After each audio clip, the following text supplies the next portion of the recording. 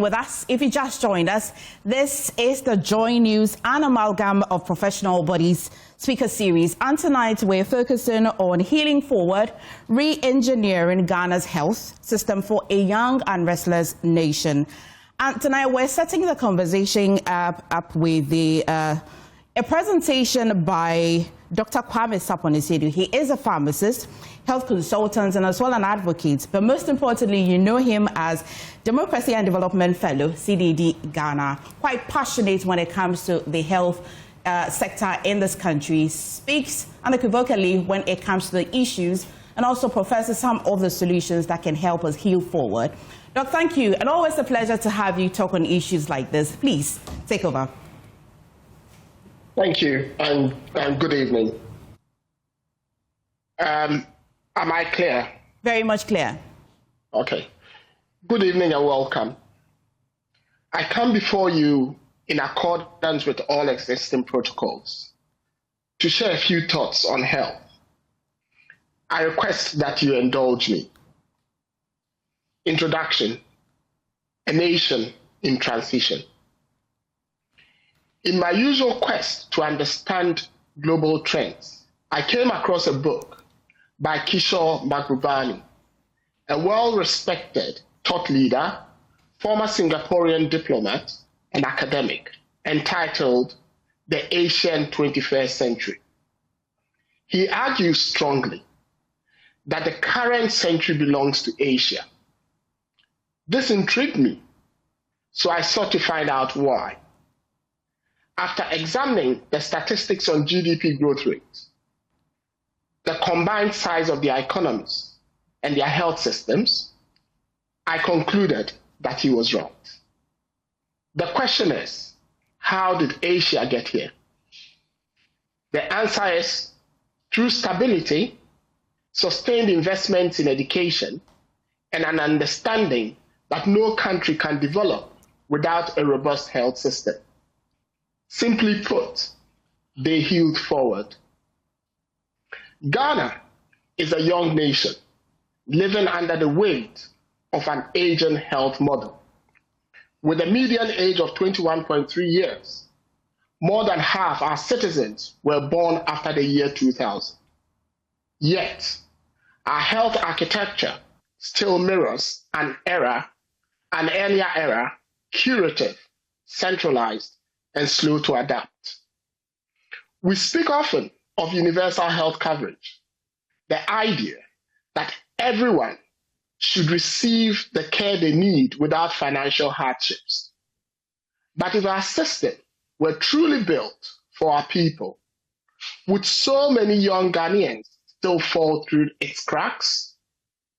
Recent national assessments deepen this reality. The 2024 Health Annual Program of Works shows a system still carrying structural fatigue. Afrobarometer Round 10 points a sober picture of how Ghanaians experience access to healthcare. As of 2024, 63% of citizens worry somewhat or a lot about their ability to afford medical care. And only 47% report that they have never gone without the needed care in the past 12 months, underscoring the persistence of financial barriers. While 72% say they have some form of medical aid coverage, confidence in that protection is weak, with just 49% fairly or very satisfied with how it supports them when they are ill. Access itself remains a challenge, as 51% describe obtaining medical care or service as difficult or very difficult. Concerns about system integrity persist, with 19% of respondents reporting having paid a bribe at least once to obtain medical care or service. While 88% of respondents said they used the NHIS, only 48% said they were satisfied with it. Together, These findings highlight a health system that remains financially stressed, uneven in access, vulnerable to informal practices, reinforcing the urgency of healing forward reforms that place affordability, trust, and real access at the center of Ghana's health recovery agenda. Health is the backbone of development. Former South African Health Minister Manto Tshabalala Msimang once said, "Without health, no nation can stand." The 2026 budget frames its agenda around resetting growth and expanding opportunity. The question is simple: can Ghana grow if its young population remains underserved by its health system? Is the ambition of this budget enough to match the urgency of our demographic reality? Diagnosis: a youthful nation trapped in an aging health model. Ghana's demographic pyramid is young and broad. 57% of our people are under 25 years. 35% are under 15 years, and nearly 900,000 enter the labor force each year. Yet our health system still behaves as though we are fighting the battles of the 1980s. Today, hypertension, diabetes, trauma, mental health disorders, and cancers define our disease landscape. Why then are spending choices reflecting a world dominated by malarial and diarrheal diseases? Since 1993, Ghana has moved from a predominantly communicable disease landscape to a complex burden in which non-communicable diseases, the disease conditions, now account for nearly half of all our deaths, rising steadily across every demographic group. World Health Organization and Global Burden of Disease trend data shows that while malaria, diarrheal disease, and maternal causes remain significant, hypertension, diabetes, stroke, and cancer have accelerated at a pace the health system was never designed to absorb. This divergence began in the mid-1990s, intensified through the 2000s, and today represents the central structural threat to national health financing, productivity, access, and equity. A systematic review of hypertension published in BMC in 2021 by Atibila et al. Estimated a pooled hypertension prevalence of 30.3% at a 95% confidence interval with a range of 26.1 to 34.8% among Ghanaian adults, a figure higher than earlier estimated, which indicates a rising trend. A 2023 study published in PubMed Central by Hosea Boache et al. Reported an overall non-communicable disease prevalence of 26.7% in surveyed adults, of which 22.7% had hypertension. Based on this, and using statistical modeling, it can be estimated that an average annual increase in the prevalence of hypertension in Ghana is around 3 to 5%, with a mean of 4% per year. These trends match those seen in many lower middle income countries. According to the latest census by the Ghana Statistical Service, Ghana's population growth rate is 2.1% annually.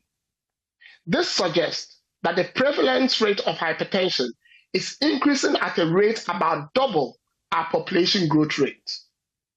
Put differently, for every one net individual added to Ghana's population, another 2 develop hypertension.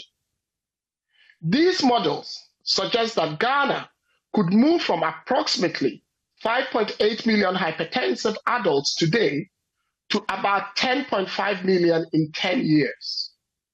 This implies an 81% increase in the number of affected adults over 10 years. If this is not a ticking time bomb, someone please show me where one is. As former WHO Director General Dr. Heftan Mala once said, health systems break down when disease patterns outgrow the models built to contain them. Healing forward must therefore confront the reality that Ghana's disease trajectory has outpaced both infrastructure and investments, demanding a shift from episodic sick care to continuous preventative community-anchored health power. The 2026 budget estimates provide further clarity on the widening disparities. The budget acknowledges the growing weight of non-communicable diseases and commits to strengthening regional and district hospitals while channeling resources into preventative care through the NHIS and the Ghana Medical Trust Fund. It signals intent, but intent is never good enough. Are we finally ready to invest where the burden lies? The Harmonized Health Facilities Assessment, HHFA, offers a stark picture. Only 5% of consulting rooms at primary care have the full complement of basic diagnostic equipment. Only 28% of facilities have computers with internet. Only 38% of inpatient facilities have isolation beds, and fewer than half have reliable oxygen therapy. This is not a system built for resilience. It's a system one shock away from collapse. Readiness data from the HHFA highlights inconsistent oxygen availability. The budget proposes upgrading ICT investments and digital reforms, including AI-driven health data systems. But how do we guarantee continuity when recent downtimes left our entire health information system paralyzed? What future can we promise our youth if their records vanish whenever a server fails? Which 21st century health system has its entire community pharmacy setup running in analog mode? Today, if you see a computer in a pharmacy, it's part of the stock control paraphernalia rather than an enabled health delivery aid. How did we allow this to happen to us? And what have we learned from this avoidable debacle? Prescription, from sick care to health power. Universal access begins with a strong primary healthcare system. The free primary healthcare policy must move from political promise to lived reality. The budget allocates increased resources for CHIPS compounds, district hospitals, and essential supply chains. But we must ask, would these allocations be released on time? Would they reach the last mile? The 2024 Health Program of Work outlines strong ambition, but execution gaps persist. A health data platform linking schools, pharmacies, NHIS, and teleconsultation hubs is no longer optional. It is a national necessity. The budget's digital commitments lay a foundation, but the challenge remains execution. Will these investments become durable infrastructure, or yet another round of costly, short-lived procurement? Will we, for once, not let political economic considerations get in the way of genuine planning and implementation? Funds should prioritize digital health, preventative services, workforce training, and community infrastructure. Anything else, anything less, would keep Ghana trapped in sick care rather than in health power.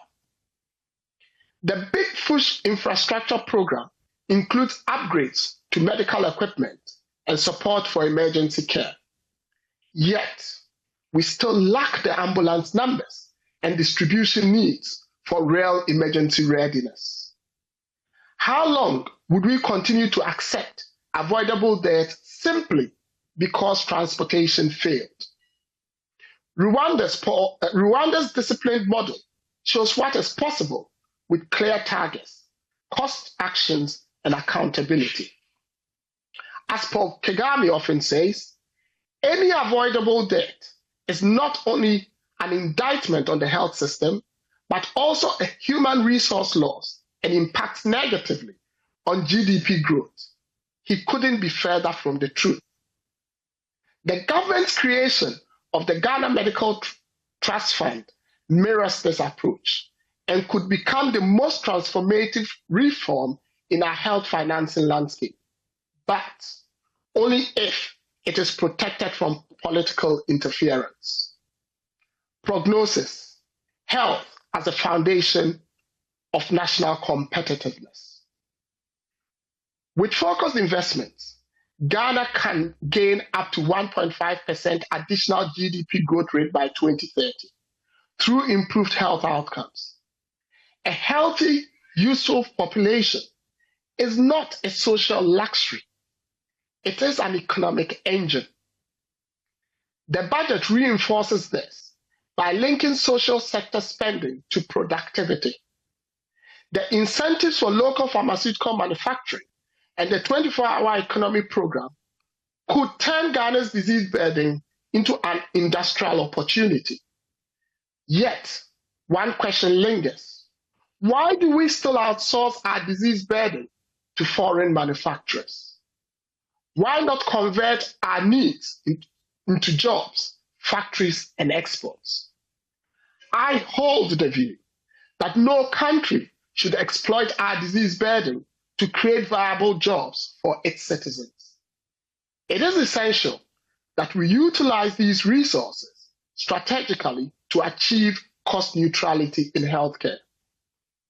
Bangladesh, in 10 years, moved from a country that manufactured only 25% of its generic medicine requirements to one that manufactured 98% of its needs today, whilst building its medicines export capacity and creating 60,000 viable jobs. A few weeks back, the African Medicines Agency, headed by Ghana's Mimi Darko, applauded Algeria for producing 82% of its pharmaceutical needs and its imminent production of active pharmaceutical ingredients, APIs. That for 2 decades, Ghana has manufactured approximately 30% of its pharmaceutical needs is indicative of a country that has not been intentional about its health security. Transparency is therapeutic. The budget promises fiscal dashboards and strong data systems.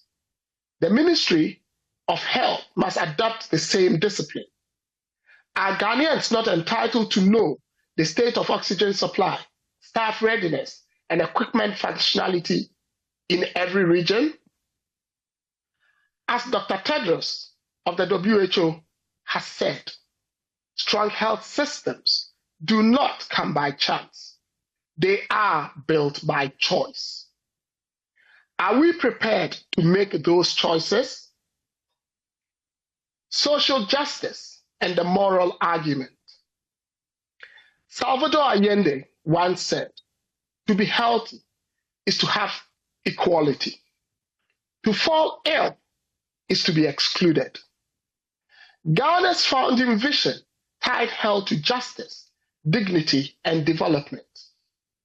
Osajifo was absolutely right. But while the Asians followed through, we did it. The budget attempts to expand social protection through targeted LEAP enhancements and community development investments. But can social justice be achieved if the release of funds remains unpredictable? Can equity flourish when access to basic health services still depends on geography?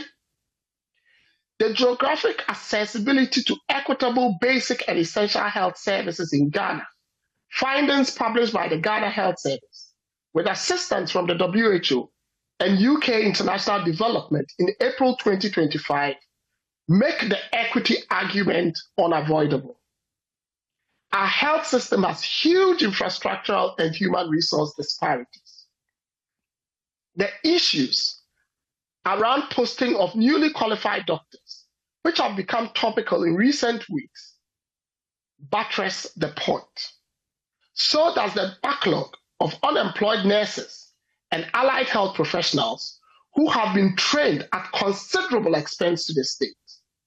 We cannot have health professionals concentrated in major cities, urban and peri-urban areas, to the disadvantage of rural folks. This is an affront to equitable access and healing forward. Conclusion: the call to heal forward. The HHFA shows that our health facilities are under-resourced, under-equipped, and under-prepared. Yet, the report provides a roadmap. The budget gives financial room. Our youth provide us with purpose. What remains is courage and political will. Healing forward requires intentionality.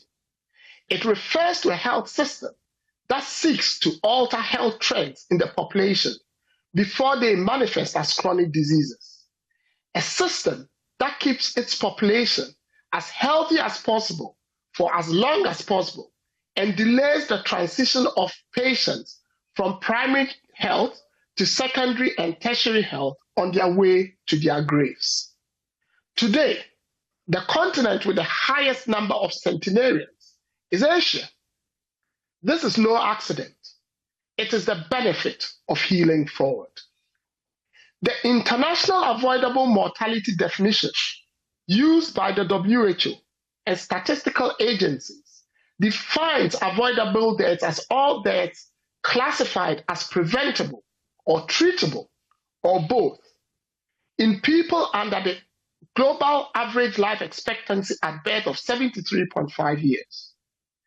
It is safe to say, therefore, that with a life expectancy at birth of 65.9 years, most deaths in Ghana can be classified as avoidable.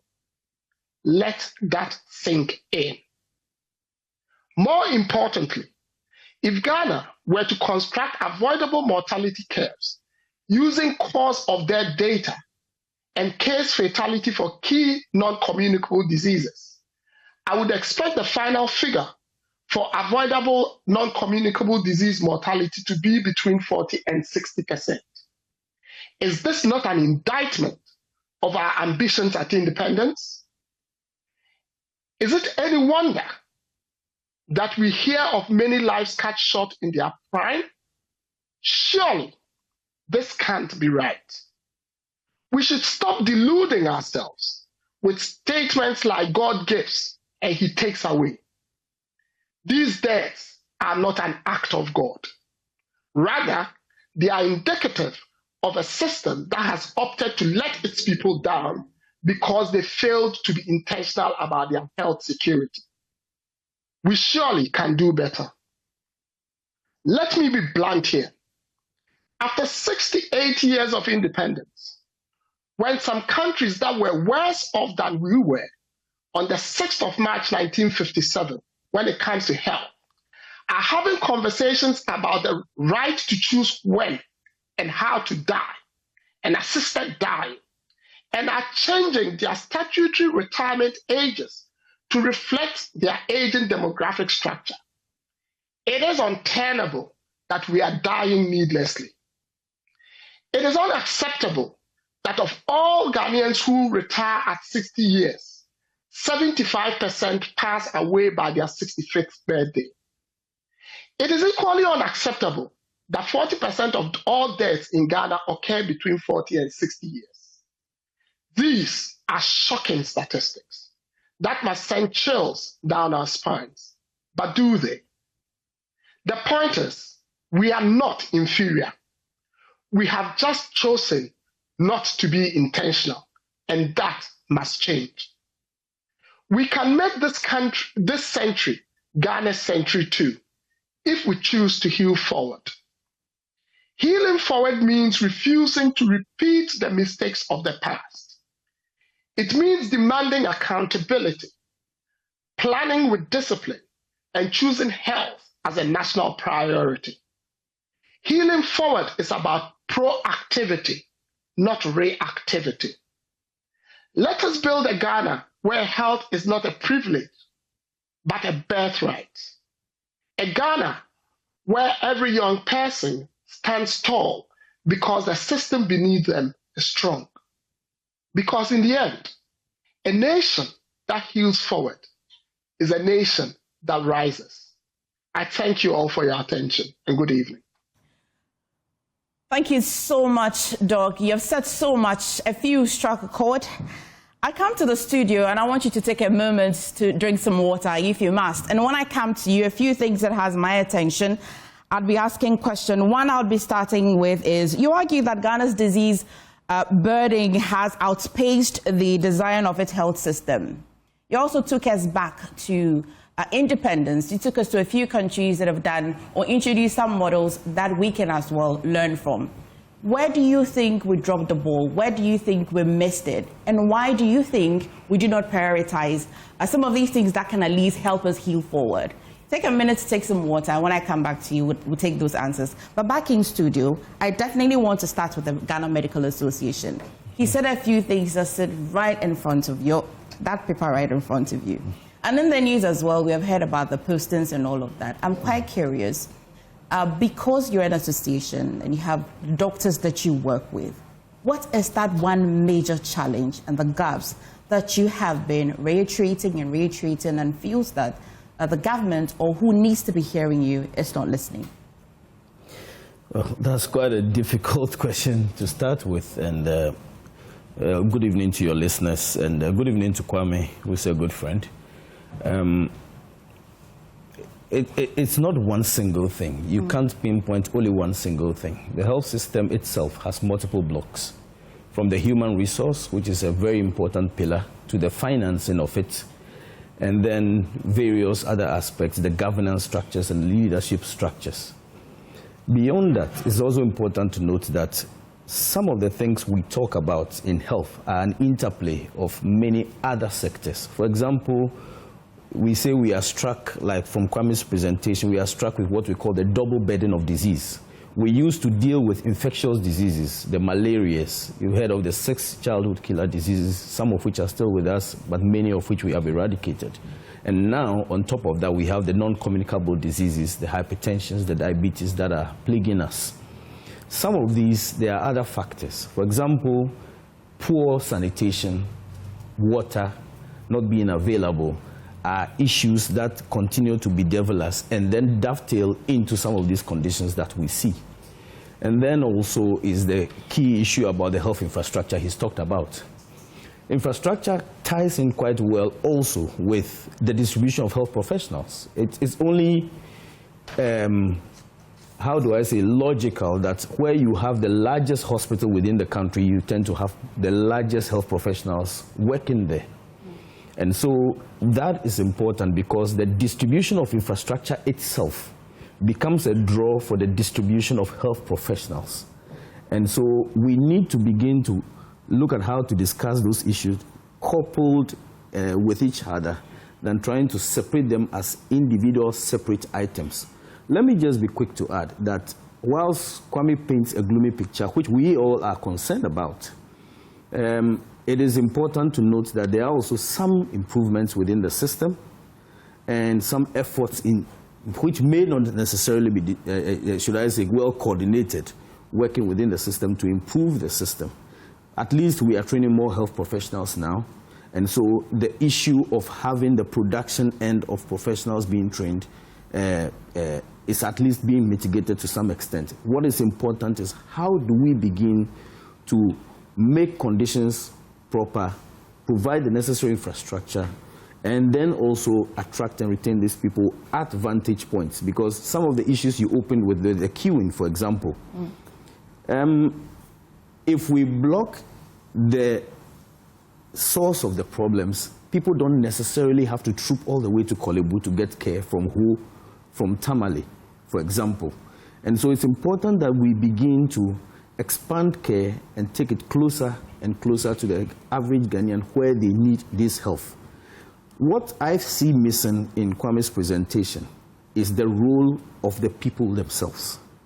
Some of the big hospitals we see, or the investments we see out there, like the Johns Hopkins, like the Mayo Clinics, were not necessarily government funded. What are we as a people also doing to own our healthcare? We can treat diseases, but the point is, we may actually run tired, and it is no surprise that we are having the conditions, should I say, overwhelm us, because we haven't targeted the prevention. And that is where we as the people ourselves, the question is, how serious do we take our healthcare? The average Ghanaian middle class would ensure that his car is serviced on time, would ensure he gets an insurance for his car. But the question is he paying the same attention to his health care and making sure he pays for a good insurance package for himself and check himself up from time to time? Sometimes we check our cars up 3 times a year, service them, make sure the oil is working. The question is, to you and I, how many times this year have you had just a regular checkup? That's one of the questions. So it's important that we must also begin to take ownership of the healthcare that we think about, invest in it, and also support and partner government to ensure that we get the best healthcare that we want for ourselves. And that includes making sure we demand from those that we give the mandate to lead us, I'm talking government in generic terms, that they make sure that the taxes they take from us, the things they say they are targeting to healthcare, we make sure that beyond just voting and taking party lines, healthcare does not check party cards, healthcare does not check who we voted for, and we make sure we demand from them to make sure they provide this. And I believe that as the discussion goes on, we'll probably discuss other issues that will come to the I'll floor. go to Hefra. And when I come to you, in very simple terms, I'll come to you, Hefra, but let me stay with you, though. Yes. After I've just come from Hefra, the question that I'll be asking you is, let's bring the conversation home and break it down. You say that, of course, the problem is it has different strands. It's not just one issue. Exactly. And that we must confront it on different approaches. Yes. But in very simple terms, where you're sitting as of now, it's just exactly 11 minutes past 7. Yes. Very simple terms. What's really that challenge? Is it infrastructure or the people? Because from this presentation, I'm learning that we have trained a considerable number of health professionals. Mm-hmm. But today, when I enter the hospital and then I see that you're overwhelmed, what are you overwhelmed with? The infrastructure or the people? That's the answer that I'll come from you. But I'll go to Hefra first. That's fine. I just want to push you on that. Yes. First of all, help us understand the mandate and the role of Hefra first. Okay. Thank you very much. So, Hefra is an agency under the Ministry of Health, and we've been mandated to license, inspect, and make sure that every health facility in Ghana meets a certain minimum standards to be able to provide safe and quality health care to everyone living in Ghana. And this we do by making sure that we inspect the facilities, make sure you have the right human resource, you have the right equipment, you have the right processes, and the right infrastructure to provide those services. We also monitor the care that is being given. So if we give you a license, we still will have to come around and make sure that you are doing things right. Okay. Yeah, so that's what we do. When you visit the government facilities, you'd say that they meet all the standard, all the requirements. Would you say that? So what we say, so when it comes to licensing, we say you should meet a certain minimum standards. Okay. We have another part that we call accreditation, or when you look at quality improvements. So those are the times when you want to stretch it further to say that are you meeting the highest standards. But for you to be able to start operating, you need to meet a certain minimum. And yes, once you see the Hefra license, it means that they've met those minimum standards. Okay. Comparatively, the private owned and the government owns, which one of these institutions or facilities really meet the minimum standard? So I think that it depends on the level. You know, we have different levels. We start from the chief's compound, right, to primary hospital, secondary, tertiary, and quaternary. So far, we don't have any private tertiary hospital because they've not met those standards. Okay. But we have public tertiary hospital. So it depends on the level. But at the level where you have the private facilities, yeah, most of them, because they are business, they probably have more in terms of certain equipment and certain quality standards. Probably some of the private have more. We have very good private facilities in Ghana. Okay. But I must say that where, for example, if you take UGMC Column, government has invested heavily there. There's no private facility here now that has that kind of investment. So really, it depends on which level you are looking at. Okay. Well, would you agree with the data that suggests that there are serious gaps in the facility readiness in providing good quality care, generally, overall? Generally, yes, I agree with that. And we have been all over the country looking at our facilities. And you go to some of the regions, and you don't find a lot of hospitals. And you know it is business. When you look at the private hospital, it's business. So you go to, let's say, we've done some survey just for this year, and when you look at Upper East, Upper West, Northern regions, you don't find a lot of hospitals there. The ones you find maybe just government hospitals. Private hospitals are few. Why? Because affordability is low. When the private man is setting up a hospital, he's looking at profitability.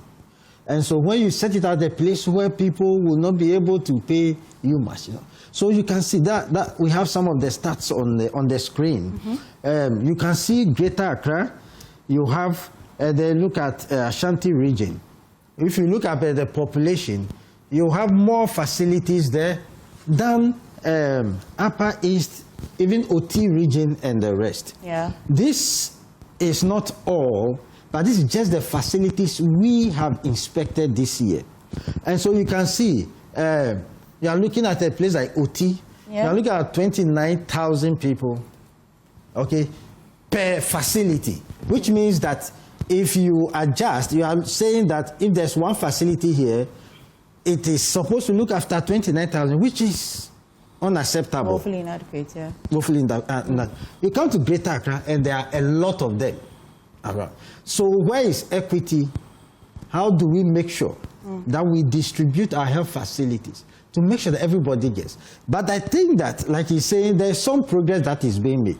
So the CHIPS compound idea has come to solve a lot of this problem. And this analysis, the CHIPS compound is not part of it. So you see that government has decided to send them to where the private people will not go, to the most remote areas, so that at least you can provide basic primary healthcare services to the people there. And I think that's one of the good interventions that is helping. Otherwise, leaving the traditional facilities alone, we have serious gaps. Okay, I'll come to you, but let's understand a few things as well, because Dr. Adodankwa is a public health physician as well, a lawyer. Doc, I won't ask you about your name, but I have another question I was asking. Do you enjoy being a doctor or a lawyer? I enjoy both. You enjoy both, right? Okay, I've heard two terminologies in this presentation so far. First of all, under the universal health coverage, let's put this on this table. I've heard equitable, I've heard equal as well. I mean, you're a lawyer, and that's why I'm throwing this question to you. Can we have equitable health accessibility that can amount to equal health, that can really sit under this universal health coverage? Is it possible? Thank you, Emefa, for the question. That's an interesting one. And in healthcare, we act on priorities. In fact, there have been a number of times I've told my patients that it's not about first come, first serve, but it's based on medical urgency. If in the queue, somebody had just come, but with a condition that if I don't attend quickly, something may happen, I won't allow you to shout. You may shout anyway, but probably we may not mind you. When you scream, people are bypassing me, etc. We may calmly talk to you, but we know at times the conditions that lead to some of these. So priority is a concern. Now, on policy grounds, if you, first let me come by the two words, equity and then equality. Equality means we are three in the studio here, so give 50 to him, give 50 to him, give 50 to me. That's equality. Oh, we are four though, I'm here. Where's my 50? Give 50 to MFA as well, so we are 4. But when it comes to equity, we are allocating based on need, based on necessity, depending on the circumstances before us. Okay. So if you come in with a condition that requires some urgency, I may say, no, that doctor, move from that consulting room, go to the theater immediately, let's save a life. That becomes a priority. I remember one time from Fanochi, I had a clash with my senior, Richard, at the blood bank. He needed blood urgently to attend to a dental procedure he was seeing. I also needed that for a very critical patient of mine. So we were actually there. We were trying to get mine. He was also trying to get his, that kind of thing. So it is based on needs. So let's be equitable. If we look at the statistics and we realize that this area, that region, there is this difficulty there, this outbreak there, we move resources there. If we plan and say the whole year, this is where we had this issue, this is where we had that, then we move the necessary resources, there be personnel, money, monetary support, budgetary allocations, then we go by that. So equity is very important, and we will not be blackmailed by the talks of equality. I didn't see that coming. When I go around the table and I come back to you, one thing I want to know would be, are there gaps in the rights of persons who seek health care? Who protects them really? It's very rare to see that somebody says, I went to the hospital, I felt treated unfairly, especially because they don't know this about the fact that we have only 1 pint of blood and it must go to the person who needs it more. So we'll put some answers to that question. You're watching the Joy News and Amalgam of Professional Speaker series. When we come back, we're going to be finding how we'll be healing forward. Please stay with me. Come back, and thank you so much for staying with us tonight. We're hoping to heal forward. How?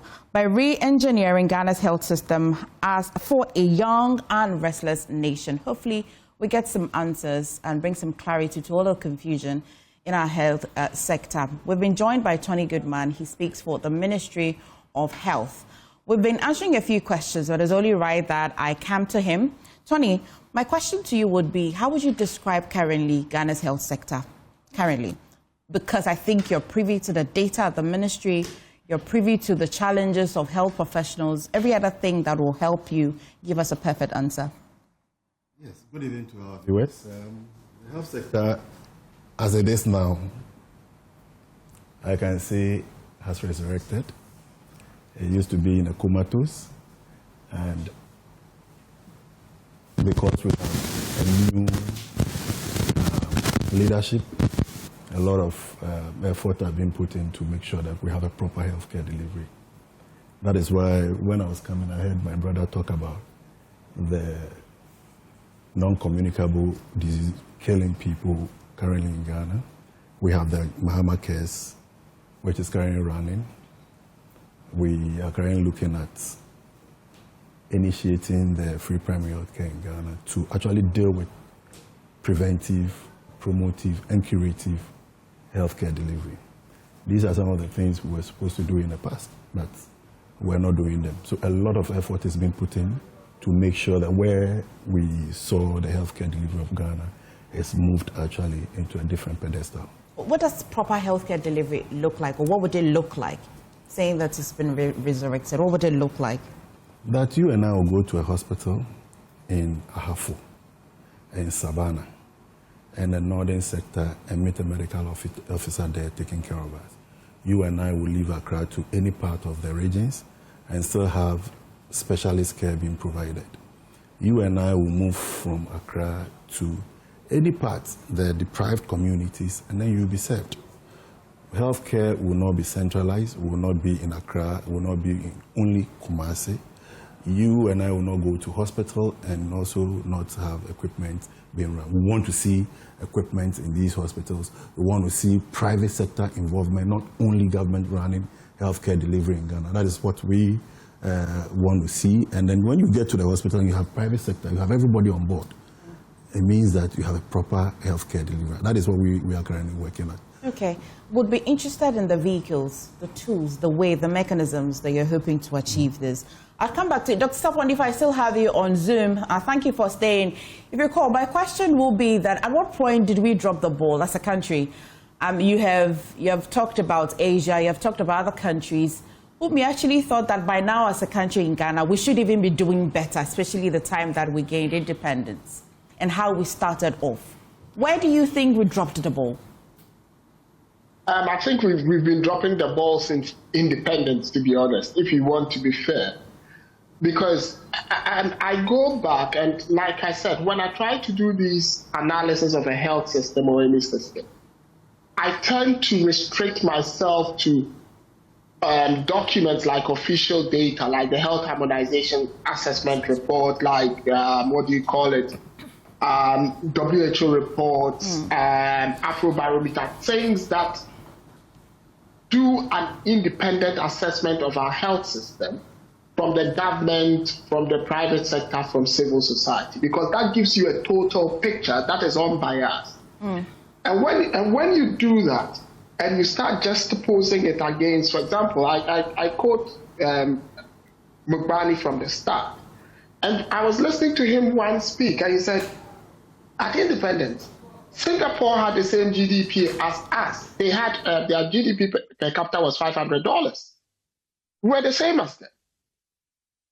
But now they are having conversations about assisted dying, and those are not even conversations we can think of. And so if you want to look at where we dropped the ball, you look at how they overtook us as far as life expectancy was concerned. And I 2 years ago, I gave another presentation on this platform, and I made the analogy that in 1961, the percentage of Singaporeans above the age of 65 was 2.69%. Ghana was 2.93%. By 1980, they were 9%, we were 3%. As we speak today, we are 3.3% of our population is above 65 years, and they are 15.9%. So you can see how they've dropped the ball.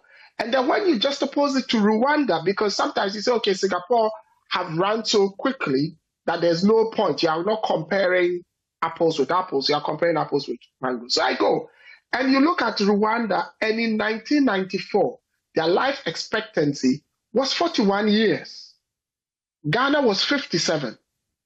Today, as of 2024, they are 69 years, and we are under 66 years. That is some acceleration.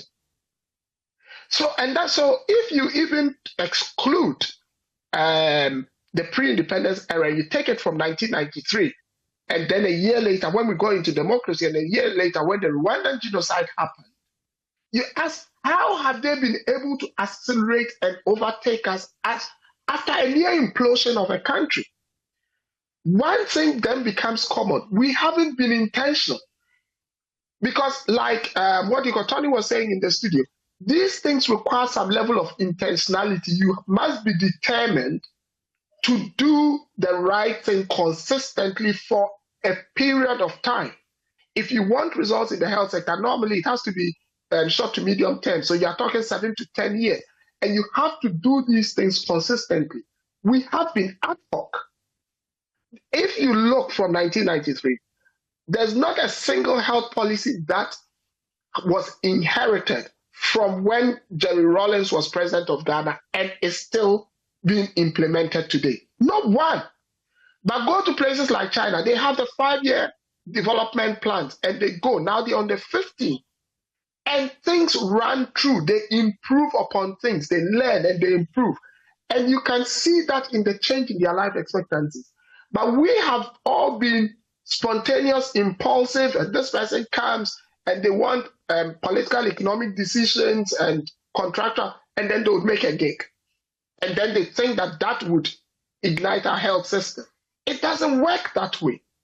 And that's why I'm saying we've dropped the ball right from independence. But more importantly, we have been dropping the ball even worse in recent years that the chronic diseases have taken over, because the chronic diseases are even more dangerous in the sense that they are not like malaria where you get a cold and flu, chilly and all that. You just be walking around, you think there's nothing wrong with you. Maybe you have some small headache at the back of your head. You think, oh, it's nothing. You go to the pharmacy, you buy some paracetamol.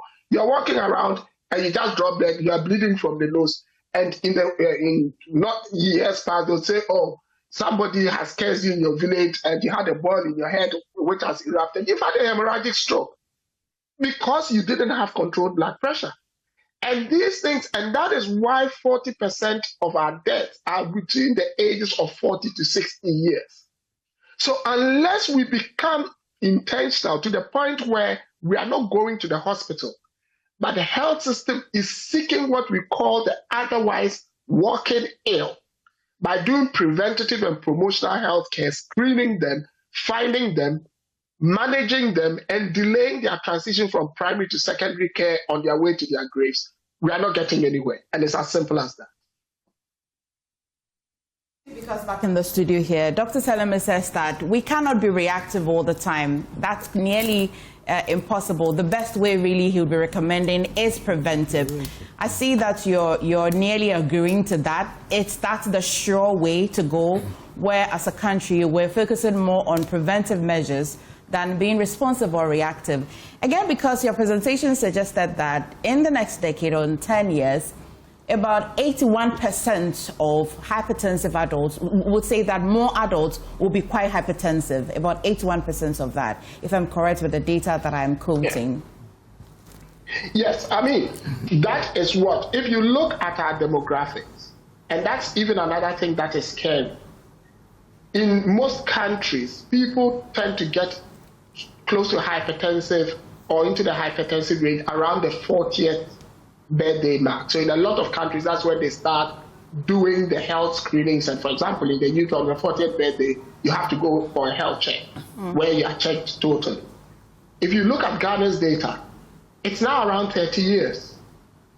And that is why I quote that if you look at our growth rate, the mean is about 4%. We are putting on 4% net hypertensives every single year.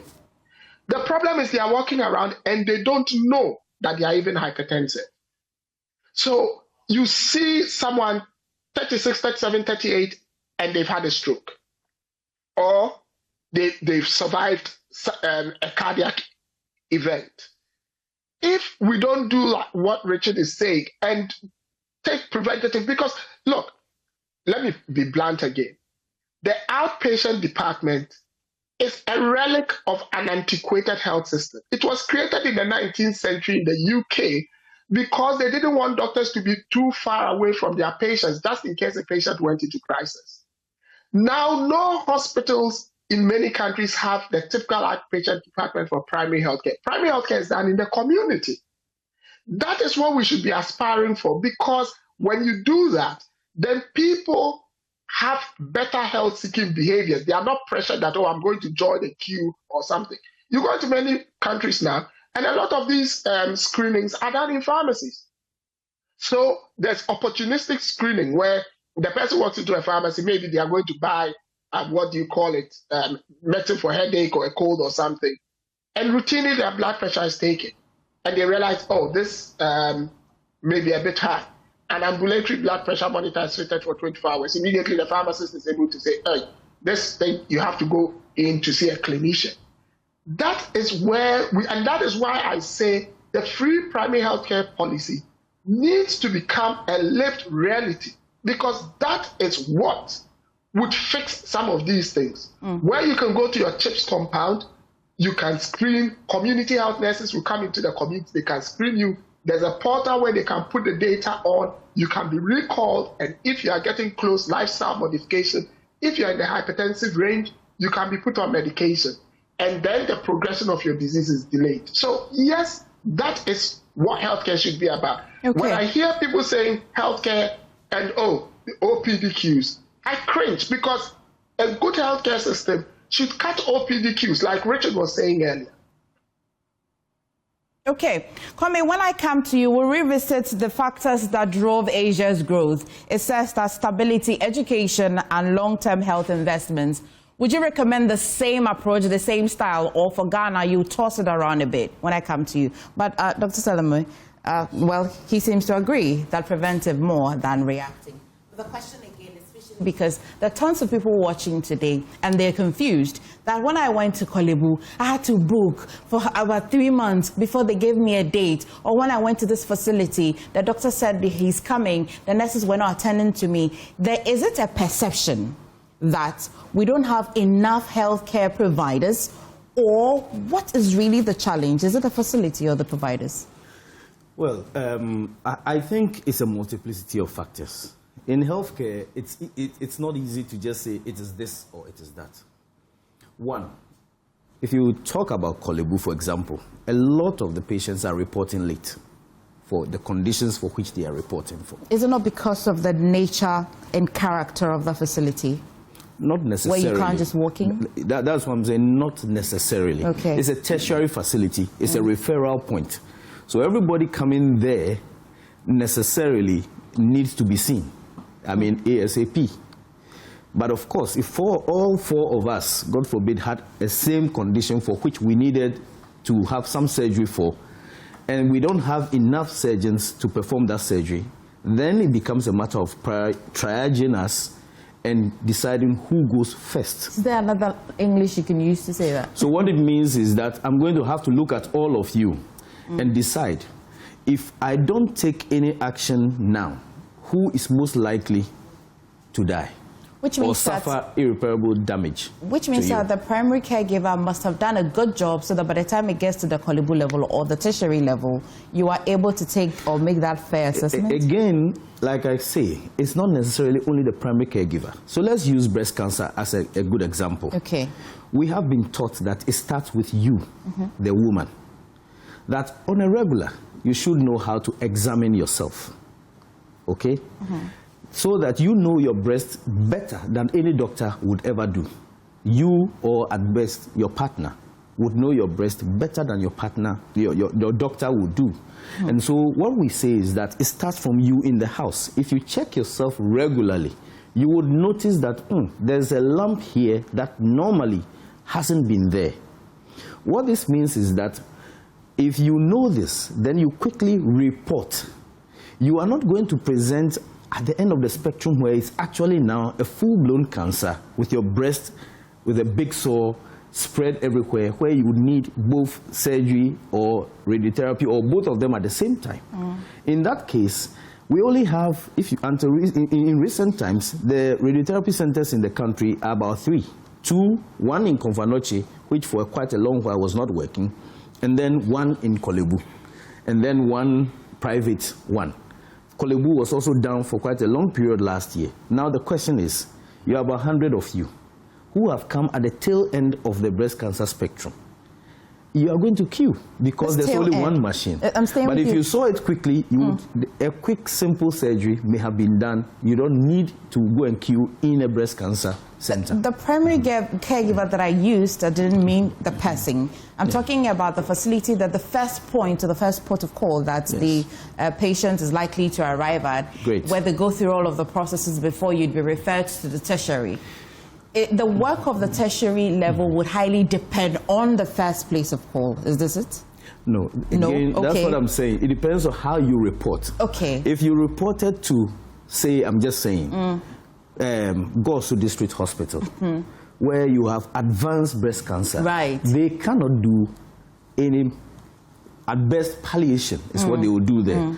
But they cannot do a radiotherapy for you over there. Okay. They would definitely have to send you to Konfanoche, Kolebu, or the private place where radiotherapy is required. That's why I'm saying that in this conversation we are having, it is important, and WHO has emphasized that, it is important to center the healthcare system around the person, the people themselves. The people should be empowered to make healthy life decisions. We had some conversation off camera, and I was asking, how many of us make sure that we get up and do some walking, even though the work demands of us that we should be sedentary?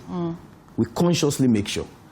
These days, gyms and the foods we eat as healthy foods have become fashion. So we want to eat kales, we want to eat the foreign foods, whereas we had the healthy food. So what I'm saying is that there's a need for a well-coordinated, total paradigm shift for the people, the health system, the governance system, and the private sector working together to be able to chart a certain direction. As Kwame has said, we've been working in silos.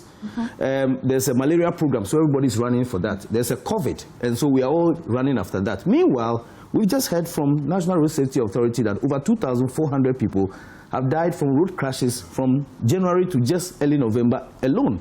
Way more than people died in COVID in Ghana, but we are not treating it as urgent as before. So we need first a mindset change, and then a well-coordinated, intentional, and deliberate and sustained policy direction for our health system. Okay. This then means we all plug in at various ends as the people, the private sector, government, and other actors to ensure that we are headed in that specific direction we are going. If not, we will continue, like our elders say, chasing many goats in different directions. In the end, we will not catch any. Okay. We are where we are. When I come to you, what I would want to hear from you is what's the pressing need? I hear there's a thing called specialist care. Yes. And these specialist care, even in that specialist, there's a specialist, and which one of them do we need most? Where are we lacking more as a country? When I come to you, sure. But Dr. Adodankwa, let's talk about how well we are protecting the health rights of people, of citizens, or persons. Are we doing well? Architecturally, are we doing well as a country? I hope I spoke well. I think it's getting better compared to previous, where it was unheard of to even talk of holding a health worker to account or holding them to be responsible for what they do. I remember Kulebu learned this lesson the hard way in the 90s when a child had a surgery on the wrong leg, and when they complained and took an action, a negligent action, the hospital and some of the staff said, "You've taken us on, so we will also deal with you or get back at you." The matter proceeded. The actual matter, which was taken to court for the negligence, the hospital was found not guilty of negligence. Okay. But the decision not to attend to them as form of a punishment or getting back at them was what they were rather found and punished on. And we hope our colleagues will learn lessons from this and not do same. But back to your question and the issue of the prevention, let me touch a bit on that. MFA, sometimes I say at the hospital, we only go there to play finals. What make people sick and what make people healthy are mostly not things that happen within the hospital. It is what happened out there, where they live, where they play, where they gather, where they eat. And I found it interesting. I think I was somewhere in school in Europe when I think one of these European fast food chains, I don't want to mention them, were being launched in Ghana. I saw the kitty, the pageantry, the hype. And I said, but out there in Europe, all students will agree with me out there that these foods seem to be like student food, like the poorest of foods in terms of nutritional value. But here we hype it, and if you go to these places, that's where it looks like you've gone to a better place to eat. These are part of the preventive measures we want to talk about. And prevention is in 4 levels. We have the primordial, primary, secondary, and tertiary levels of prevention. The primordial and then the primary, we call them the upstream one, where we try to prevent the diseases from even happening. Primordially, we put in place policies, encourage people to access green spaces, encourage people to, exercise. When we are constructing roads, let's have some bicycle lanes to encourage people. And then when it comes to the primary preventions, that's where we also try to even prevent the disease from developing in the first place. We do the vaccinations, the campaigns, etc. We come to secondary prevention. We are doing the screenings, like Richard said. If you can't even do it yourself, we can do it for you, show you how it's done, the mammograms. And then when the disease has been established at the tertiary level, prompt treatments are sustained to ensure functionality and all that through the rehabs. So all these are very necessary so that we can reduce the disease burden. Now, when it comes to the rights and whether it's protected enough in our hospitals, I would say in Ghana, we are lucky. Now we have the patient charter now incorporated into our laws. The Public Health Act, Section 67, is now fully on the patient charter, patient responsibilities, patient rights. And if these things are enforced, you will be surprised to know that most patients are not even aware of some of these things. Their right to privacy, confidentiality, dignity, and even consent. These are the basic pillars of ethics in our profession. But you see, as we move on as a nation, and as we talk of the kind of population we have, the kind of staffing we have, when people are young, wild, you know, and as green as we are, at times, we are also very ambitious, and at times we may place some of these ambitions over the ethics of the profession, and sometimes some more practices do happen. The first point of call when a patient is not satisfied is to raise the issue, approach the authorities or the officers allocated for it. But the biggest problem I see as a clinician is sometimes the poor customer services we do have in our facilities. And I will tell you that regarding what happened at Ridge Hospital with the rough matter, I think it was purely a customer service failure to me than even a security matter. Okay. Because when a patient identifies an issue, raise it, it is up to us as staffs, as officials, as clinicians, we are the hosts of the place, to calm them, educate them, give them some information so that we reduce their anxiety before we even talk of any escalation that may call for security. So we have a right to raise issues, and when they raise these things, we should calmly attend to them, respect them, let it be in a very dignifying atmosphere, and a lot of the issues can be, you know, prevented. Then I have heard the minister saying he has established an office where now people can call. Goodman is here, I'm sure he can possibly confirm that. Tony, where you can call if you have any issue. It's a welcome move, but I see it as just the beginning. And I expect this thing to be, you know, developed to the point where they don't just hear the complaints. Hearing just the complaints can be done by anybody. But we should move towards actually resolution. And such places, in fact, the UK has the NHS resolution, where they take similar complaints, and it is equipped and staffed with ADR officials. And when I say ADR, I mean alternative dispute resolution people through mediation, and a lot of things can be discussed. We have resolved a number of malpractice issues through mediations and negotiations, and some of them did not even come out. Okay. And Richard will bear me out at Pomfanoche. One of the worst things that can happen to any man, a mistaken amputation of penis, was resolved amicably, and nothing even came out. So such an office should be equipped that way, and then there should be more training on customer services, and that can avoid even about 70% of a lot of the issues that come up. But the patients have a right. The medical and dental counsel is available to them when the issue involves the doctors. The nursing and midwifery council is there. I think the allied health sciences also have theirs, and these are all avenues. The unfortunate problem is they are also not equipped well enough staffing, so at times the cases do not move as fast. In fact, I've been following some matters. I've represented doctors at the Medical and Dental Council. Some cases took like 6 years before there was a resolution. So eventually, we may even need to have a medical tribunal of sorts, a dedicated court, so that we can have a consistent body of medical jurisprudence established. Then those who are probably not able to take advantage of the ADR system at such offices may then move into such places for resolution. But at all costs, patient rights should be respected, should be guaranteed, and I believe if we treat our patients well with all the dignity they deserve, a lot of the issues won't even come up.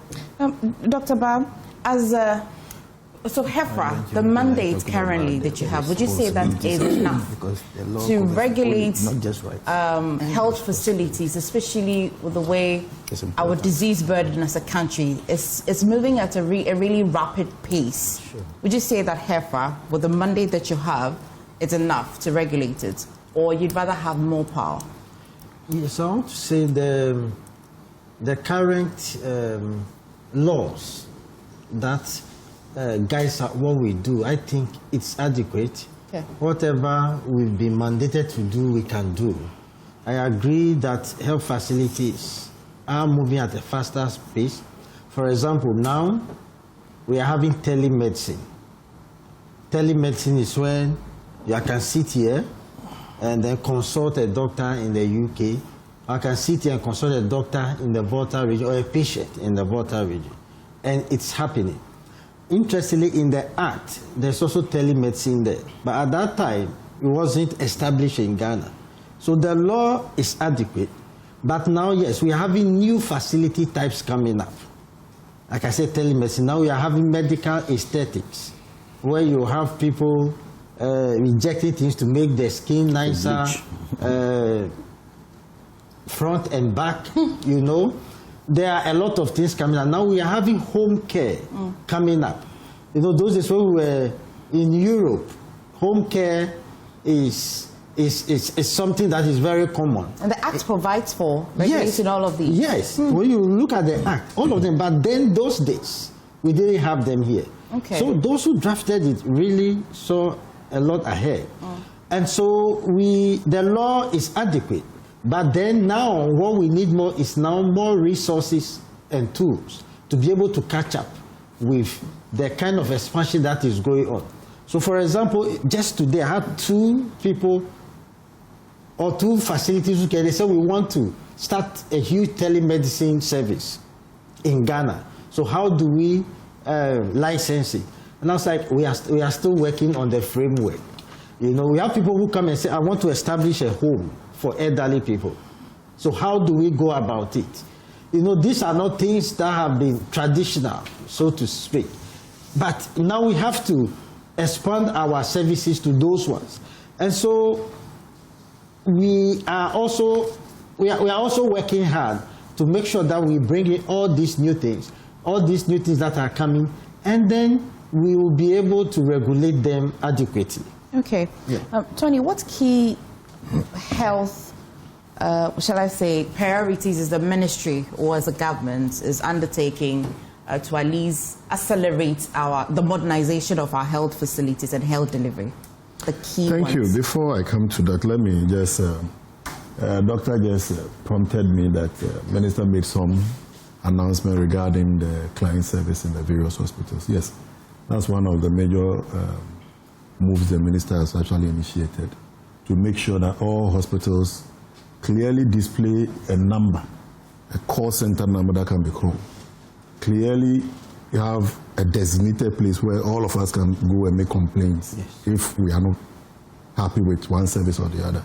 So it's one of the things the Minister has actually So these complaints are nothing medical, it's just the service part of... Could be anything. Unless you've gone to the hospital, you needed the doctor to take care of you quickly, you think the doctor is delaying, you can go and report. Yeah. So when you go out there, they have patient liaison services.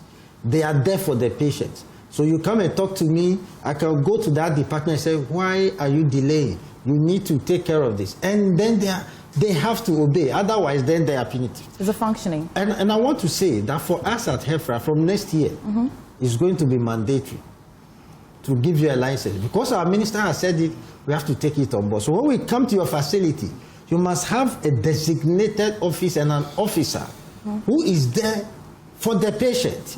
trained purposely for that. Trained purposely for that.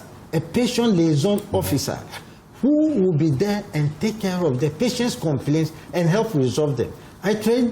Part of my training was in the UK, and it's well established. And so you come and you are not happy with how the nurse treated, you go there, or you think your treatment is there, you can go there and they can order them to do the needful. You know, because it's my brother, I decided to give him my time. So right. Yes. Okay, but so some I would have some comments. modern or initiative we are taking currently in the ministry is to make sure that we have proper preventive and promotive health care, as I mentioned earlier.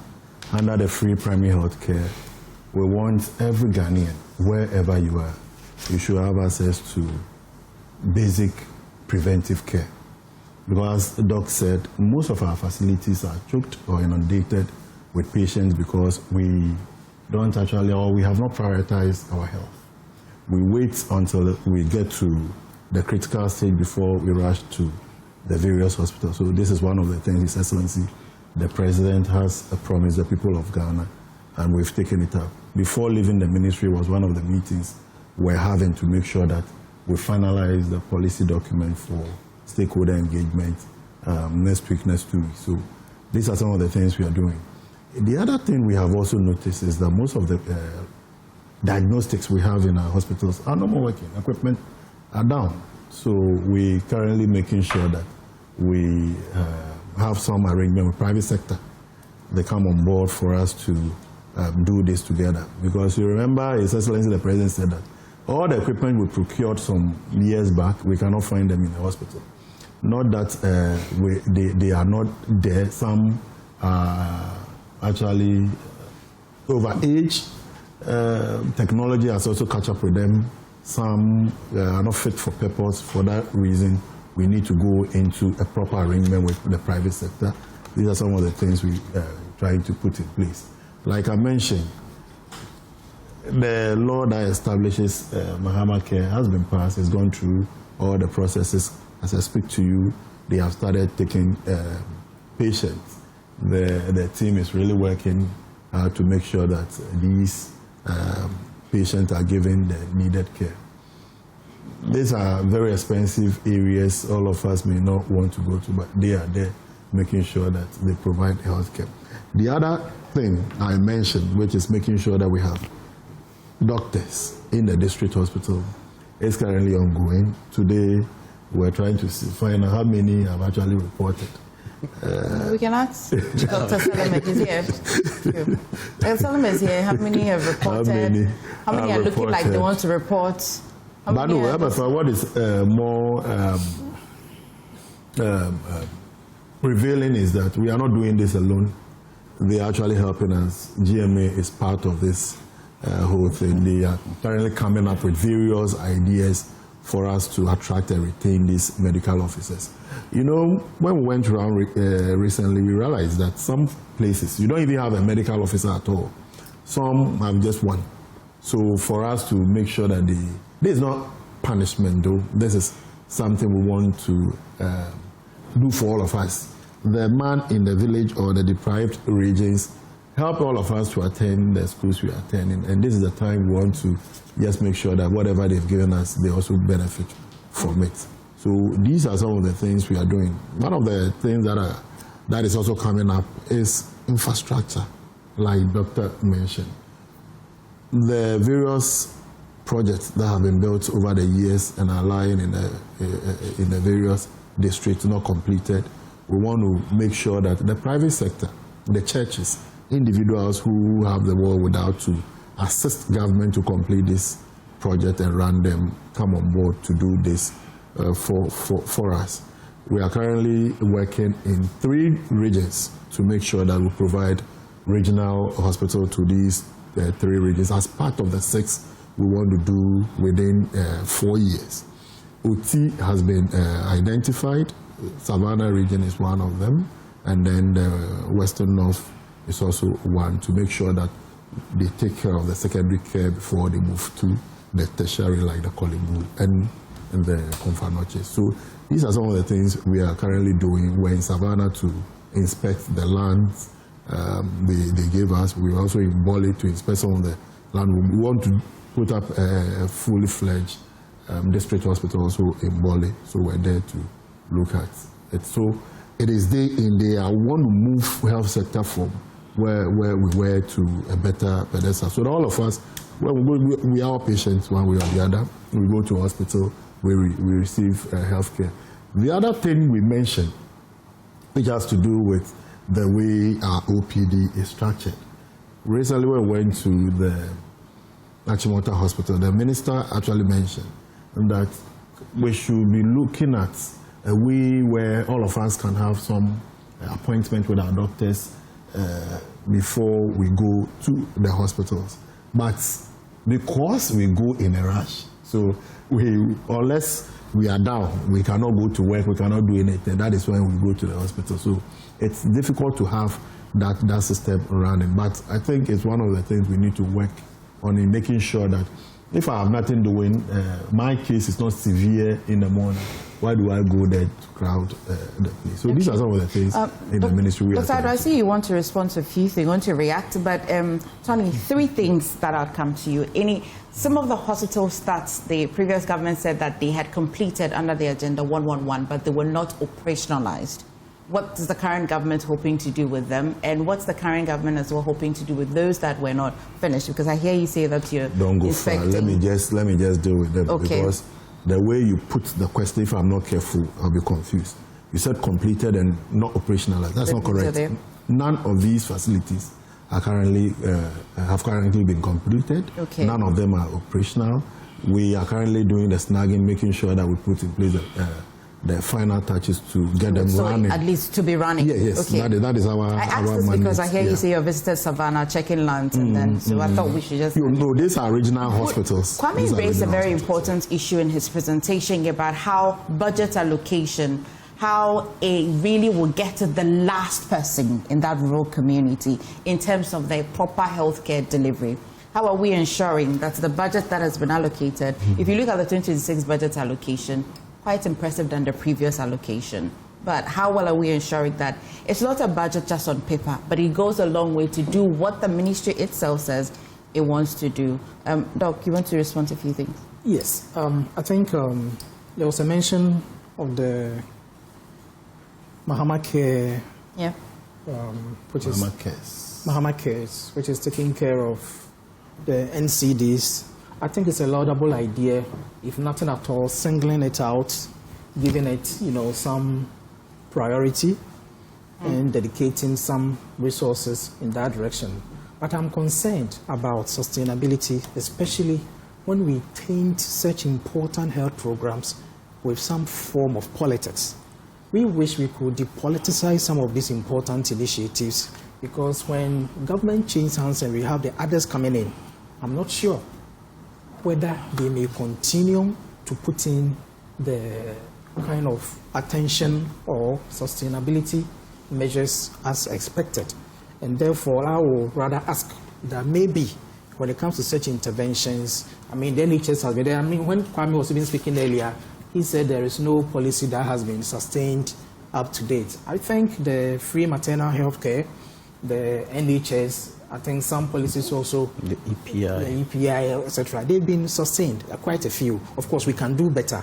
But I think that in all of this, we should try and depoliticize. And then I will also add... The name is Ghana Medical Trust Fund. Trust Fund. Yes, because it's novel. We've not seen this. The man who proclaimed and actually saw the implementation. We thought that, okay, let's honor. We should be honoring our leaders. We shouldn't wait for them to be old, dead before we honor them. So they understand you, but if we put the health thing ahead as a priority, you realize that sometimes it may not be necessary. And usually it's even said that let others come in and honor you. Sometimes it's even better that way.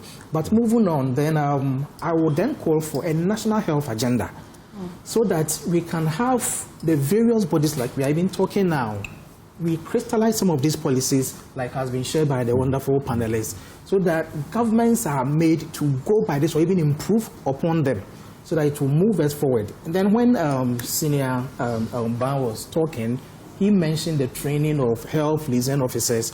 I think the UK, they have this registrar system. These people move in and ensure things are done right. They calm tempers and all that. Very important. But I think it will be difficult to suddenly start picking maybe some people to, train them that way. These are professional works, and in our system, we have health administrators being trained in our institutions. We have people with LLM or MA, health law and ethics. They are not lawyers, but they are being trained. These people can be easily, employed to fill these roles. And I believe that kind of professional touch they will bring to board will be also very helpful. Dr. Salabel, go on Zoom and go to Dr. Sapon, and then you can talk about the specialist care. Why it's important to be... few comments. Anyway, you have a few comments, because yes. you can when you are ensuring that. Yesterday, we had a conversation about leukemia, and we also found out that specialist care is one major concern, beyond the fact that we said we want a facility that can at least help with bone marrow transplant and all of that. That's quite ambitious, but we'll start with a specialist at least, first of all. Yes. How critical and how difficult is it? Is it that we don't, you say that training them is very expensive and it takes longer years to do the training. But stay with me here. Let me come to you, Dr. Sapon. So I was wondering, the factors that helped or contributed to the growth of Asia. Earlier you mentioned that, well, if Asia is too far, let's go to the countries that are quite close. You mentioned Rwanda. But even Algeria, in your presentation, they now are able to produce 82% of their farmer needs. But if I look at the factors that contributed to the growth of Asia, stability, education, long-term, they don't look to me as rocket science. Would you say that Ghana should adopt it exactly as it is or toss it around? And what does stability, education, and long-term really mean? Is it exactly as I see it on the face of it? Okay, thanks. Yes. You see, for a long time, people have thought that a form of governance delivers good outcomes. But if you look at the Asian example, today I was sharing a document about aging in Vietnam, where they've also started the conversation around assisted dying, right to die. And this is Vietnam, who were fighting a war not too long ago, and it's a communist country. You go to Singapore, it's a democracy. Indonesia is a democracy.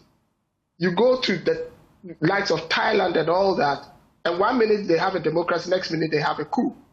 But they follow through. The stability is about following through with the policies, having a national agenda. That's the point I was trying to make. Okay. I never said that, I said from 1993, when Jerry Rawlings was president, I want someone to point to me one health policy that has lived from that time when we became a democracy. My colleagues were mentioning things like the NHIS and all that. That's true, but they didn't start from 1993. That's the point I'm making. We are learning along the line that you need that stability to say, this is what we want to do. We are going to do it. Like the NHIS, it started as mutual health insurance just at the tail end of the NDC. Then President Kufuor came in and it changed, and then President Atta Mills came in and it became national. That's the sort of progress you make from a stable base, because you cannot get it right first time. No country gets it right first time. You build, and like was just said in the studio, some of these things, like the liaison officers and other things and parts, you've got to train them. So you've got to start from somewhere. So that is the stability. Having a stable government, irrespective of the governance architecture, whether it's a democracy or what, and a stable group of people who realize that some things like health, education are over and above politics. So there's that stability that, as for this, there's national consensus and we are going to deliver. When you've got that right, the next thing is you have to educate the people, because you need doctors, you have to educate the nurses, you have to educate the pharmacists, you have to educate them. And then the third plane becomes, once you've educated them, you don't want them to die early and for you to become a training hub, consistently training and not getting elder statesmen who transfer their knowledge in their 70s, 80s, like we have the Dr. Samoa Bars and co do now. You want them to live for long. So you build your health system to ensure that they live for long. The health system can take care of them. And in doing so, they grow older. As that happens, then you can build a health industry around them, because things like nursing homes are businesses. Community screening, sometimes they are businesses. That is what the Asians did. So, and that's why I said a good health system keeps the population as healthy as possible for as long as possible and delays the transition from primary to secondary to tertiary care. All of us speaking on this panel have trained one way or the other abroad. And would see that even abroad, you'd see patients, 80, 90 geriatrics, and they are like, no, I don't want to be in the hospital, I want to be in my house. Even some of them are passing away. They know they are passing away. They know how long they have to live.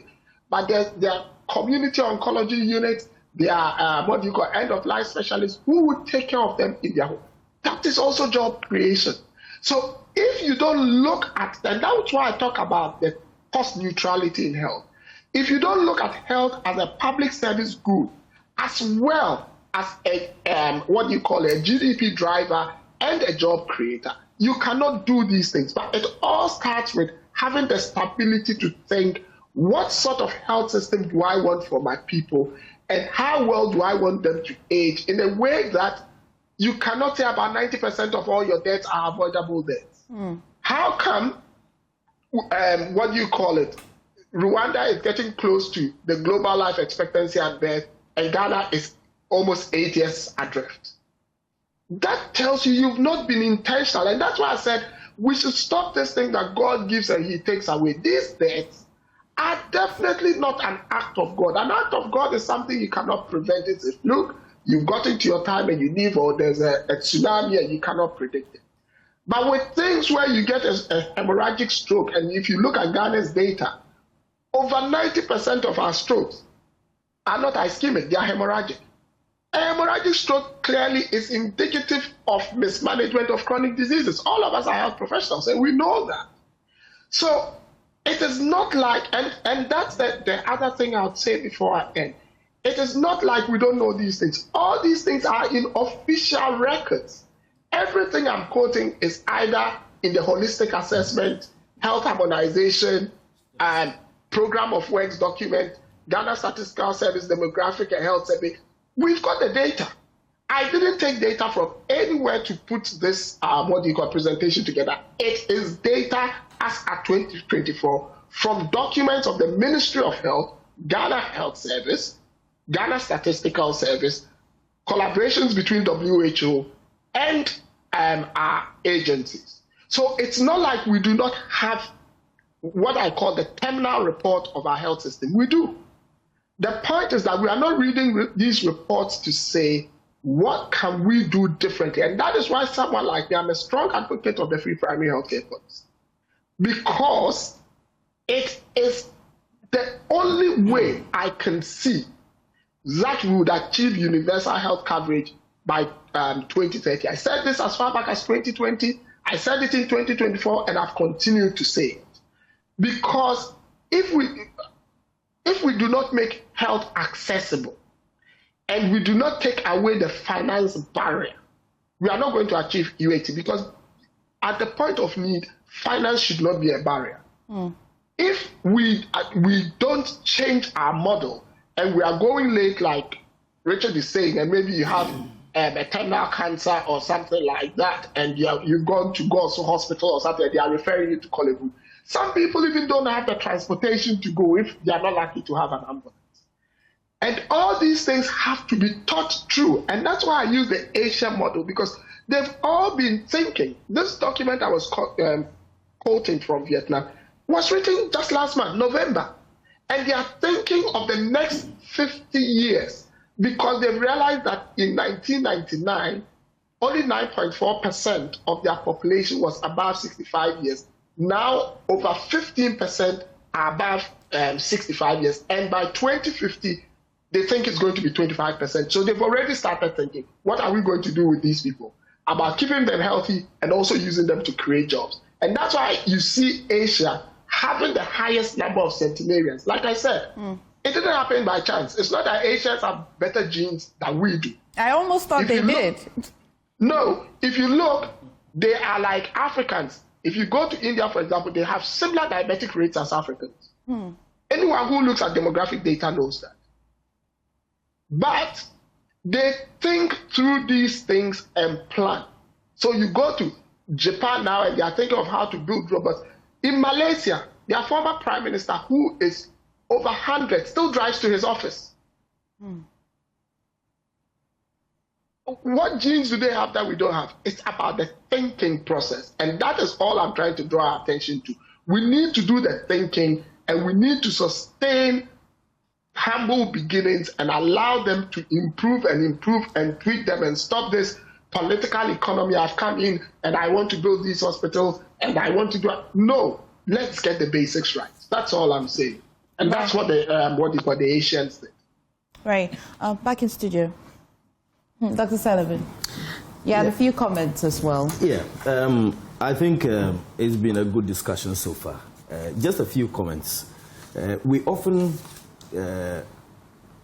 emphasize patients' rights, forgetting that there are responsibilities as well, which are also enshrined now in the law.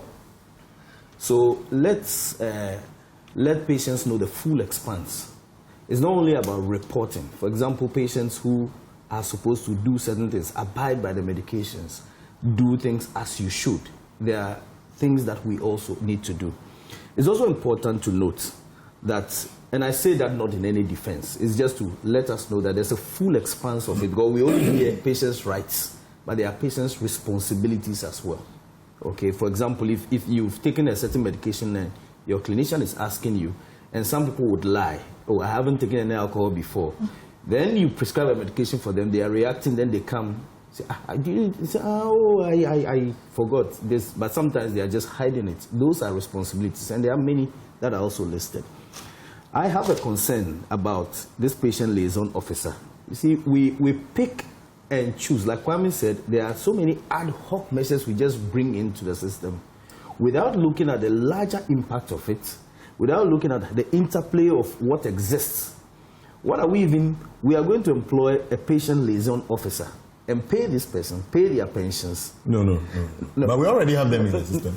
No, not every facility has that. I don't know how many facilities have patient liaison officers who are designated. I don't know. As such. You are giving it a name, but Kolebu, because you go to Kolebu, almost all the clinics, you have the PR session. The PR people. I'm coming because if you go to specific. No, you see, he said. What is it then? Is the minister talking about? What is it then? Is the minister? You see, they are there, but it's not clearly spelled out. So if I go to Kolebu, there should be a number displayed clearly for me to know that if I have problem, this is the number I can call. That's all.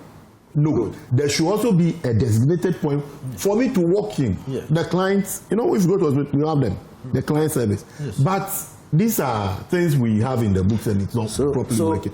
He wants those things to fully So this facility function. that you walk in, would it be in the hospital already, or you are creating? Not centralized. Not centralized. So let me just express. So I'm saying, because he made a categorical statement that from next year, HEFRA is going to require that you have, you understand that, an officer, and when you mentioned it, I wrote it down. You understand. Then you made certain suggestions. I'm saying that we must look at it holistically.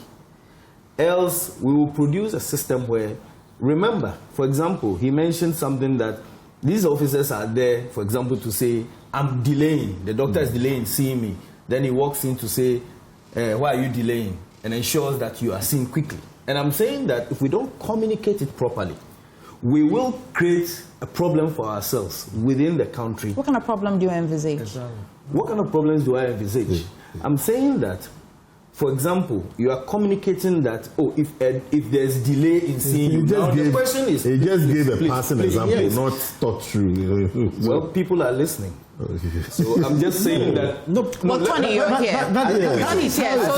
So to make it easy for them to celebrate. You see, the communication was that, and they will make sure you are seen. And I'm saying that I have experienced the worst forms. In 2020 or so, a knife was pulled on a staff because we had a mass casualty. We had triad and we were trying to see the people. We had designated people to speak to others and try to solve the issue, calm them down, explain to them what was happening. But people come in waves. You have explained to an uncle, now another uncle has come, has not heard what has happened. The nurse was trying to explain that you can't come in there now. We are trying to actually stop bleeding and save the person. And this man pulled a knife right there. So we had to find a way to get the security to calm him down and take him away. It became a whole back and forth. And I'm saying that because we must communicate it in a way that should be right. And we'll again, also, and I'm saying that we should think through it together. Yeah. The health workers on one side, patients advocacy groups on one side, the ministry and the other, so that this is thought through. We actually welcome that as Ghana Medical Association. We think that healthcare quality improves when actually the consumer of the product, which is the patient, actually takes an active interest in it. And we have no particular qualms. But it seems we are doing it in ways that if we don't take care, it's not holistic, may actually rather create problems for us. Now to the issue of specialists. Specialists are very important for multiple reasons. It's not to mean that we are hyping specialist care over everything else, but specialists play multiple roles.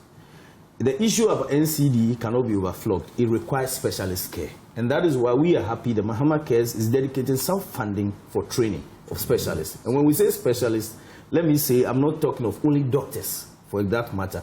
We are talking of a specialized team approach, where you have an oncology specialist going with oncology specialist nurses, and then pharmacists who have specifically training in oncology, drugs, and other things, so that when they are giving you those medications, they know the proper doses, the other things. There's a reason for which we have division of labor, and that is the basic. Beyond the clinical care, specialists provide also training and leadership in the healthcare setting. And typically when you have a specialist, for example, located in any hospital, they can accept house officers. They can also train other specialists in those places. And that begins to expand training across the country, close to where patients are seen. And that is why we are worried that we are training specialists, but not at the rate at which the country needs them. And it's also important because we need to retain these specialists. When the specialists are trained and they are leaving because other countries are providing easier means by the day. Canada just took away some of the barriers. Germany just took away some of the barriers, and people are leaving, including consultants. So we must ask ourselves, why do we need them? We also need specialists for the medical tourism that we want. Ghana is actually at an advantage in the sense that many of the countries in the South region come to Ghana for healthcare. A lot of people from Liberia, Guinea, the Francophone countries come to Ghana for their healthcare. And if we begin to change our mindset, like I said from the beginning, that healthcare, beyond being a public good, is not just a public good, but also is a revenue generator for the country, we will begin to think about investing properly in our healthcare people, paying them well, making sure they have the necessary tools to work, and then placing them at vantage points across the country so that healthcare is equitable. The distribution is also equitable to ensure that they can render this care close to the people. If not, we will continue these conversations and continue them. So let's pay attention to specialist care, not just doctors, the specialist nurses, the pharmacists, other allied health professionals that complement this care that we are talking about. Let me make just one intervention as well. It's also important that the private sector is brought in. We've seen, and I think Kwame touched on that, we seem to have centered everything about government. But government itself must recognize its challenges and limits and begin to see how to incentivize private actors to either complement its efforts, both in training. We now have private medical schools training. We have private hospitals in Nyaho that are even training specialists now. How do we incentivize them to, for example, go into places where government is finding difficulty in attracting people? They tend to pay a little bit better and offer some good conditions. Can we offer them tax breaks, for example, if you go and site in, say, Bolga and attract people there? Can we offer them certain key incentives that, okay, we'll offer you a second staff to you to support you to build your quality?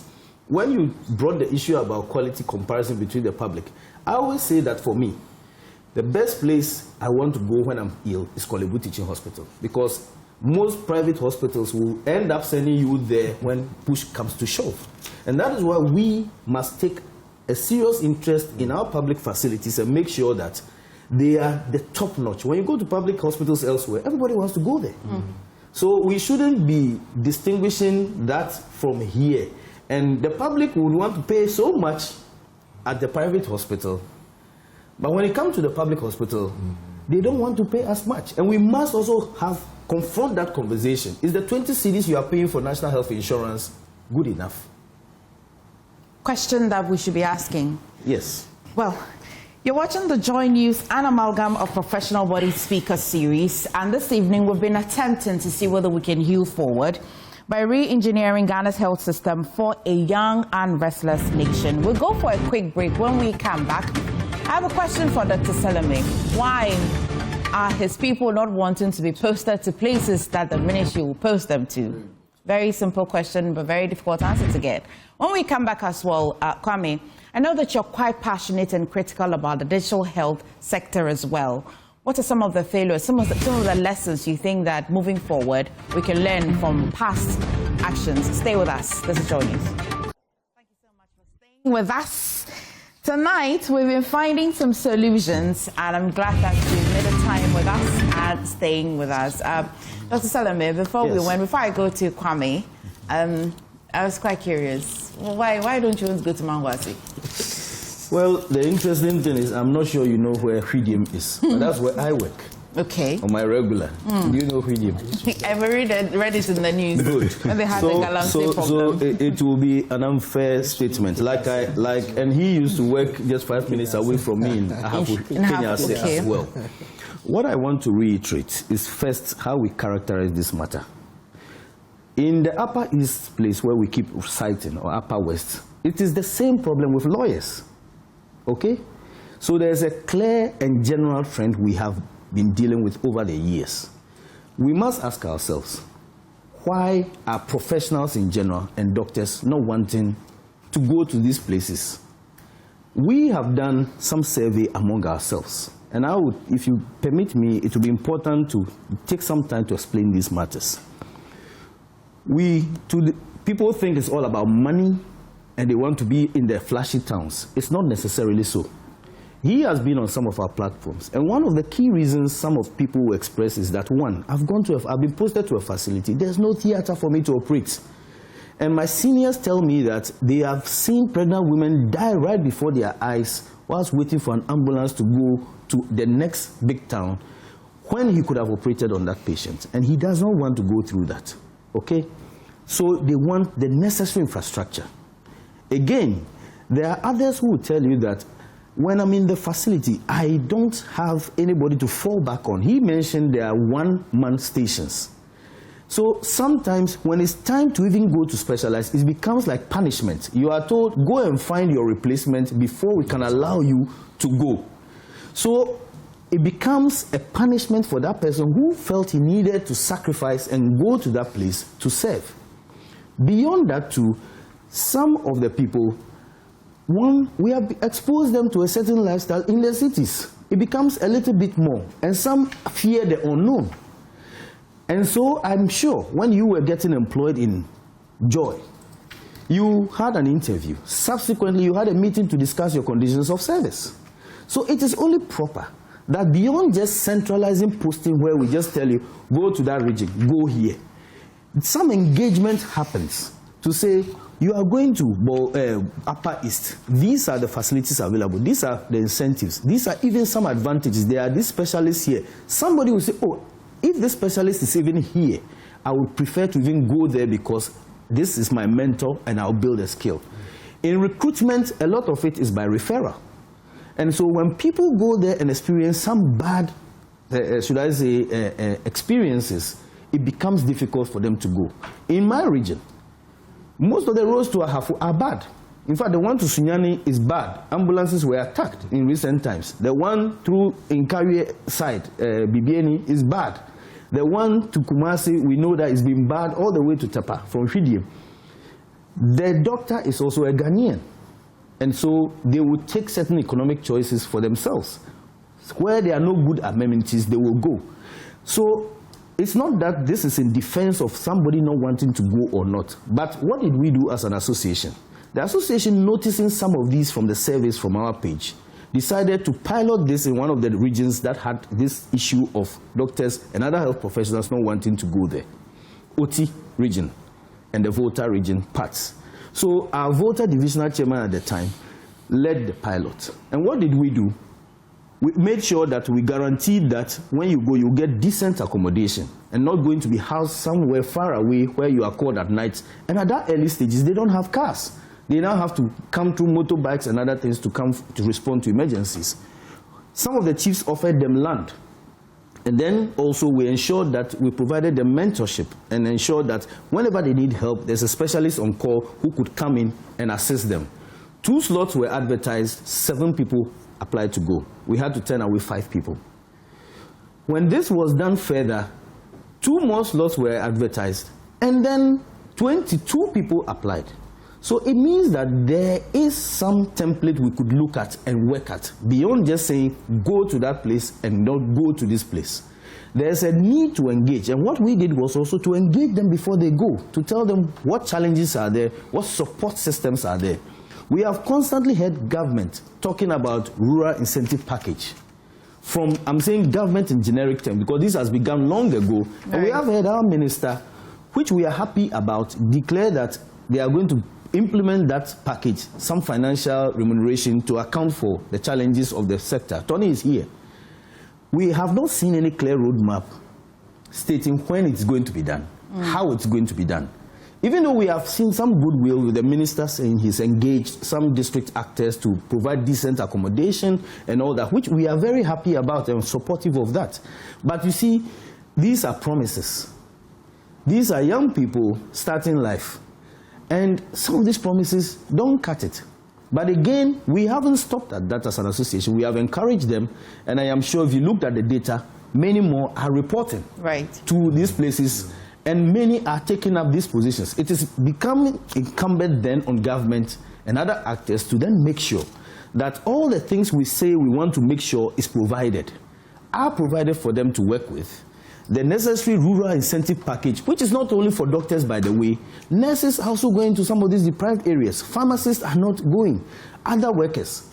We have put this document, this is a ministry document, costed, which went all the way to the end, but we are yet to see. So if you promote such a person, he accepts posting to, say, Likpe Bakwa Hospital, which was a health center, and we pushed him there. He has now moved the place from a health center to a polyclinic and soon to become a hospital. And you begin to support this person and pay him, promote him ahead of others. Don't you think others would want to go there so that they can be promoted much quicker than their colleagues in the cities? I don't know whether time left us too, but let me just go to Kwame quickly. Kwame, unfortunately, I've got to just give you a minute to answer the question about the digital failures in our health sector. Yeah. Just a minute, unfortunately. Yeah, let's be. I think I touched on it, and I said, no one should take advantage of Ghana's disease burden. We should use that disease burden to create wealth in our country. So for me, any digital system that results in our health geography or our health database being exploited by others is a massive no-no. I've said that since what do you call it? We did the Frontiers Health testing and other things. I said that in 2021 when LIMS was coming on. I've said it in 2025 on one of your programs with the things. That is where we make the mistakes. We seem to franchise, and I've said it in this very presentation with pharmacy, as to how we franchise our disease burden to other people to manufacture our drugs and bring back. We cannot do that in our digital space. Whether we like it or not, we need to be clear. The data is owned by the state. And by default, the Ministry of Health to be held in trust for all of us because it contains national security information. So any digital infrastructure we design must bear this in mind. And that, for me, is the fundamental thing. I don't care who provides it, but the central exchange and other things should be owned and manned by the state. For me, that is not negotiable. In fact, it's not for me. By our laws, that is not negotiable. And I'm glad that the regulator is sitting right on the panel. He will tell you that is actually a breach of their regulations. So for me, it's about, is it ethically right and is it legally right? And for me, both of them are no if it's not owned by the state. So because I have to be brief, that's how I'll do that. Well, Kwame, thank you so much. Dr. Ba, I'll just have you take a few seconds to give your closing remarks, unfortunately. Yeah. Unfortunately. Well, I think that from our point of view, we need to make sure that we catch up with the expanding facility types and to ensure access. And so we are going to do what we have to do to make sure that we regulate the health sector, make sure more people get access and quality health services are provided. Thank you so much. Dr. Ado, as well, a few seconds. Yeah. Thank you. I think it's been a great discussion, and I must say that patient responsibility, as stressed on by Richard, is very important. Patients have a role to play, and we've had a case recently where patients went wild attacking staffs, even brought a coffin to the ward because they were angry over them. These are unacceptable, and our laws frown on them. Then I will also add that regarding the softwares, government must own them, and I can agree more with Kwame. If our contractual system is such that it gives room for others to own it and manipulate us at sometimes our weakest points like that, I think that would be unfair and a bad deal for the people. Then I'll raise the idea of One Health agenda. You realize that the Ghana Health Service is different from the teaching hospitals. The Act separates the two. So because of that, we don't have a uniform, under a uniform leadership of some sort. And I believe that if we reconstruct our laws to have a One Health system where we have a general director and then the teaching hospitals can even have their representatives on the board, it will improve the corporate governance of our healthcare. And those are all with. And then lastly, to conclude, our ambulance system. Okay. Emity, you have serious cases, and I believe that not all referrals are necessarily cases that require ambulance. When we say in the wards that a patient requires something, means a man is at his lowest point, and at that point will not be the time to ask for fuel money. The Ambulance Act, Section 33, makes it illegal to collect money. But anytime we call, until you promise them and assure them that the fuel money will be given, they will never move. And I think that must cease. Sometimes doctors use their own money. We must say no to this practice from now.